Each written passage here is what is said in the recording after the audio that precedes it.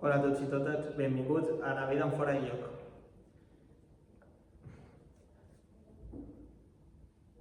Avui veurem diferents casos d'esportistes que han patit aquesta malaltia i veurem com els hi ha afectat i com l'han portat. Al primer cas podem parlar del jugador de les Palmes, Kylian Rodríguez, que va sofrir càncer el 2022. Va ser un càncer un linfoma de Hodgkin, un tipus de càncer que afecta el sistema limfàtic. Tot i això, va aconseguir superar aquest càncer.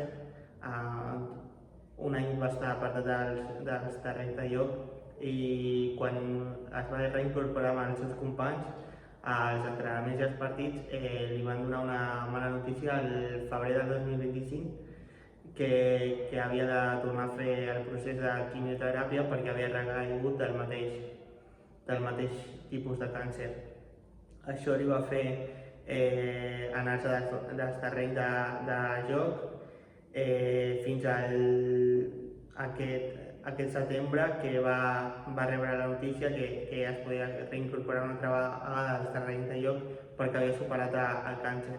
Durant aquesta etapa ell ha patit molt perquè ha sigut dur deixar el seu hobby i la seva feina per al tractament del càncer, i tot i això l'ha pogut superar gràcies a totes les persones del club i de la seva família que li ha apoyat des de la seva casa o des del club. Torna als terrenys de joc al setembre de 2025. La seva afició li ha recolzat molt al terreny de joc. Els seus companys, sobretot Sandro Ramírez, que va ser un recolze molt gran a aquests mesos de recuperació, i des de segona li estan fent la vida més fàcil per poder pujar a primera, que per culpa de perdre jugadors com Kylian Rodríguez l'any passat, les Palmes va descendre de categoria. I fins aquí la història del jugador de les Palmes, Kylian Rodríguez. Ara el meu company us farà una breu explicació de la història de superació de la vida de Haller, jugador de l'Utrecht, ara a Holanda.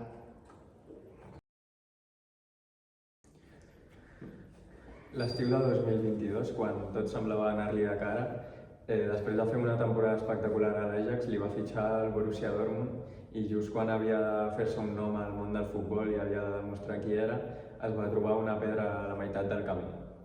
I aquesta pedra va ser que li van trobar un tumor testicular amb 28... I aquesta pedra va ser que li van trobar un tumor testicular amb 28 anys, just al millor moment de la seva carrera, i va haver de posar-hi una pausa per començar una nova lluita fora dels terrenys de joc. El tractament immediatament... Va començar el seu tractament immediatament amb 2 operacions i diversos cicles de quimioteràpia, i va perdre molta força, fins i tot confiança, però mai va perdre la determinació. I és que el dia del seu redebut, quan va marcar un gol i el va dedicar a tota aquesta gent que estava patint per la mateixa situació. Tot i que va tenir un bon retorn, mai va ser el mateix jugador i mai va tenir el nivell del Borussia Dortmund. Fins i tot va haver de jugar al Leganés, que és un nivell molt més baix, no jugar a la Champions com el Borussia, és un nivell de segona espanyola. I aquesta és la història de Sebastian Haller, i ara parlarem sobre la història d'Eric Cantona, que va ser un nedador olímpic. Canviant d'esport, del futbol anem a la natació. És una cosa que donem menys, però bueno, és interessant de saber aquestes històries. Eric Cantona va néixer el 1983 a Nord-Amèrica i des de petit li agradava molt la natació i va ser especialista en braça i estils i aquest tipus d'estils. Durant la seva carrera va formar part de la selecció dels Estats Units i va competir al nivell mundial. A l'any 2008 li van detectar un càncer, el càncer de testicle, igual que ha explicat el meu company amb Sebastian Haller.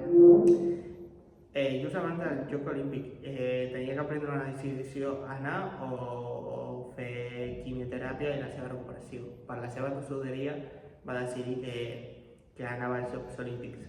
I ara li preguntaré al meu company, què opines d'aquest moment? Home, bueno, em sembla una acció bastant poc prudent, però al final si és el seu somni, és l'esport de la seva vida, entenc que vulgui anar. Tu què has fet en el seu cas? Final de la Champions, ets davanter del Barça, vas al final de la Champions Sí, o a la teva casa? Jo hagués jugat. A la meva opinió, jo també heu de perseguir els teus somnis i si tu mors demà hagués complit tot. Seguint amb la història, va anar als Jocs Olímpics i va quedar 11è, que és una posició dolenta per ell, però com va dir ella en una entrevista després dels Jocs Olímpics, és més important aquest 11è posició amb el càncer que quan ha guanyat molts de premis. Què va fer ell? Una mica boig, però bueno, va ser la seva decisió i bueno, fins aquí la història d'aquest nedador, Eric Chantou, i per finalitzar us explicarem una última història que és de Geray Álvarez, jugador de l'Atlètic Club. Què tens a dir d'aquesta història? Doncs la història de Geray Álvarez és que només amb 21 anys, molt jove, acabava de començar la seva carrera a l'Atlètic, va haver d'abandonar els camps també per un càncer de testicle. Va passar molt malament, però es va recuperar ràpidament, es va operar i es va recuperar molt ràpid i semblava que tot havia quedat enrere, però el 2017 va tornar a recaure aquest mateix càncer i aquesta vegada va necessitar quimioteràpia i mentre els seus companys gaudien de vacances a l'estiu o estaven començant la pretemporada i tenia una altra lluita contra aquesta malaltia. El moment més emotiu de la seva recuperació va ser quan el seu club, l'Atlètic Club, els jugadors i tècnics es van rapar el cap donant-li aquest missatge de suport al jugador. I va ser una imatge que va recórrer tot el món, la d'un equip unit, recordant que la solidaritat pot ser la millor medicina. I tu què hauries fet? Tu t'hauries rapat el cap si un company teu... És una difícil pregunta. Jo penso aquí ara i dic no, però quan jo crec que tu et veus a la situació de que un company, un amic està sofrint, fas el que faci falta perquè aquesta persona es senti recolzada i no et senti com l'última persona de tot que està sofrint i ja està, no. Si això li fa que tiri cap endavant, crec que sí, jo ja ho hagués fet. I tu? Sí, jo sobretot ho hagués fet perquè són persones amb molta exposició, que els miren molta gent i pots donar aquest missatge a la gent de sempre estar unit i donar el suport a les persones afectades d'aquesta malaltia. Són persones. Fins aquí el nostre podcast, La vida fora de lloc. Aquí us deixem el nostre número de compte, de la marató.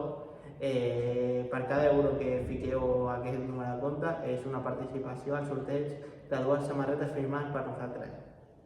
Moltes gràcies per la vostra atenció.